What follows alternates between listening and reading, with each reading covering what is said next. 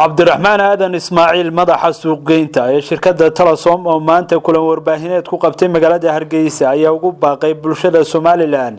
inay qayb ka qaataan dadaalka lagu doonayo in kor loogu qaado tayada shilinka Soomaaliland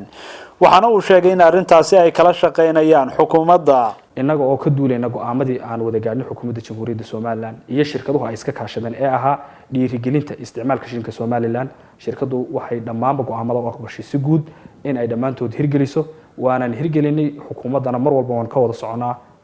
arrimaha lagu tayanayo shilinka Soomaaliland isticmaalkiisa muwaadin iyo macmiilba aan wada dhiirigelin isticmaalka shilinka Soomaaliland shirkad ahaan mar walba waxaan diyaar u nahay anagoo go'aamadii xukuumadda aanu isla qaadanay inaan ka wada shaqeynayna sidoodina loo wada hirgelinayo in aynu dhiirigelino isticmaalka shilinka Soomaaliland oo dhamaanteen inaynu shilinkeena aynu wada isticmaalno madaxa suuqgeynta shirkadda Telesom dhinaca kale waxa uu bulshada Soomaaliland ugu bushaareeyay in dhammaan xarumaha shirkadda ee guud ahaan dalka ay ugu diyaariyeen lacagta shilinka Soomaaliland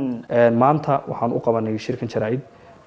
in aan ugu bushaareeyno macaamiisheeda in dhammaanba xarumaha shirkadda ee dalka oo dhan ay ku leedahay ay ka heli karaan dhigan karaan xilliga doonaan ay ka qaadan karaan lacagta shilinka Soomaaliland haday tahay lacagta elektarooniga ah iyo haday tahay lacagta shilinka Soomaaliland ee cash-ka ah macaamiisha haday tahay macaamiil ganacsato iyo haday yihiin macaamiil shakhsiyadaba halkaas oo ay ugu diyaar yihiin xarumahayaga shaqaale carbisan oo u carbisan soo dhaweyntooda iyo raaligelintooda mar walba shirkad ahaan sidii aad nooga barateen mar walba inaan idin soo kordhino adeeg hufan oo cusub isla markaana ka turjumaya baahida macaamiisheenu ay qabaan lana jaan qaadaya suuqyada Jamhuuriyadda Soomaaliland mar walba shirkadu waxay diyaar u tahay inay idin soo kordhiso adeegyo cusub oo casri ah idinkana baahi aad qabteen idinka dabooli doona xasan Suleymaan Haruun xasan Galayd telefishinka Home Cable magaalada Hargeysa